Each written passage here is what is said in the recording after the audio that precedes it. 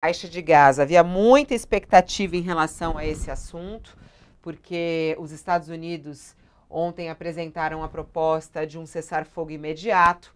Isso foi colocado em votação e aí a gente teve o veto de Rússia e China. Mais de 5 meses e 31 mil mortos depois, o Conselho de Segurança da ONU volta a fracassar na aprovação de uma resolução que determinaria um cessar-fogo imediato em Gaza. Essa coluna de Jamil Chad, que traz a informação para a gente. A proposta havia sido costurada pelo governo americano, depois de 3 vetos contra os projetos. Dessa vez, a rejeição, o veto veio da Rússia e da China, que acusam os americanos de terem formulado um texto que não garantiria um cessar-fogo. Já o governo de Joe Biden chamou a atitude de Moscou e de Pequim de cínica e de uma recusa em condenar o Hamas. Segundo aqui as aspas, diz, a resolução não pedia um cessar-fogo, foi o que acusou o embaixador palestino na ONU. Para ele, tratava-se apenas de uma manobra dos Estados Unidos, é o que diz aqui a coluna de Jamil Chad.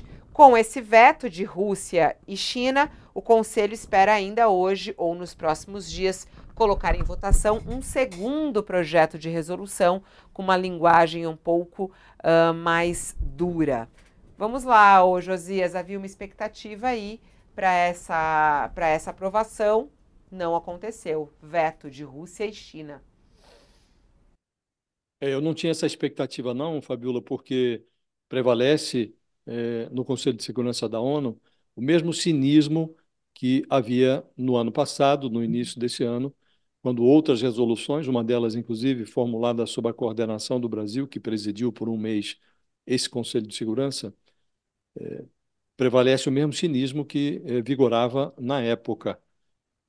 Agora, os Estados Unidos, que lá atrás atuaram decisivamente para vetar essas duas resoluções anteriores, que falavam em cessar-fogo, em ajuda humanitária, libertação de reféns, giram sempre em torno dos mesmos temas as resoluções. Os Estados Unidos lá atrás vetaram, porque são, hoje, ainda são, os principais aliados de Israel, do Netanyahu.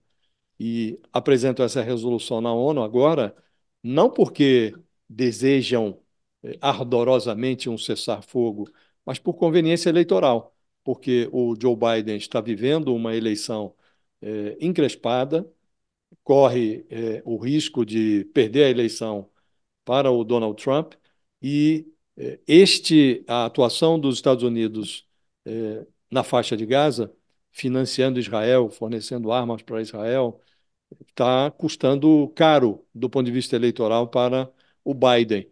Então, essa resolução apresentada pelos Estados Unidos tem esse propósito, o propósito eleitoral, o propósito de fazer média com o pedaço do eleitorado americano que torce o nariz para a aliança preferencial do Joe Biden com o Netanyahu. Então, essa aliança já não convém assim tão escrachada para o Joe Biden.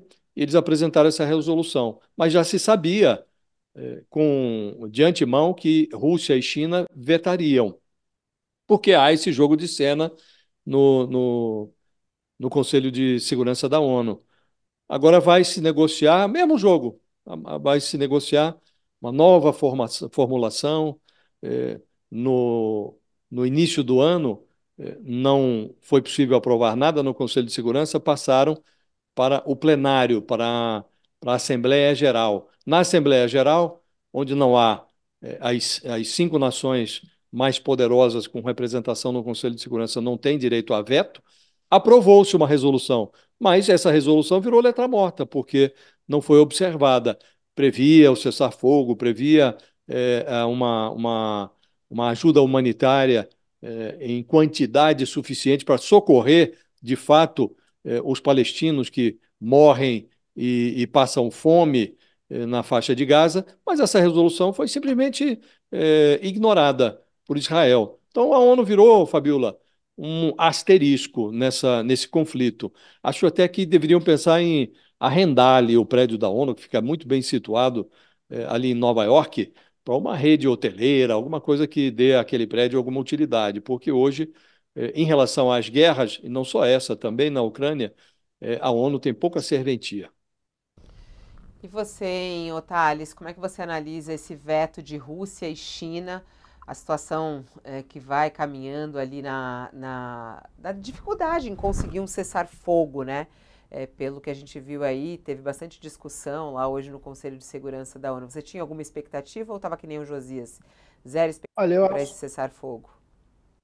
que fica claro é o seguinte, é que afora o Hamas e afora Netanyahu, o Conselho de Segurança da ONU, não a ONU como um todo, porque a Assembleia, o Conselho de Segurança da ONU é responsável por pelo menos 24 mil mortes.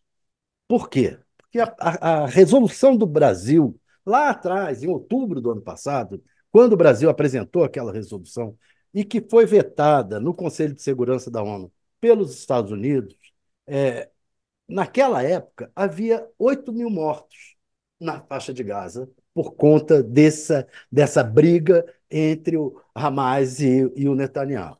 Agora já passam de 32, já estamos em 30, passam de 32 mil mortos.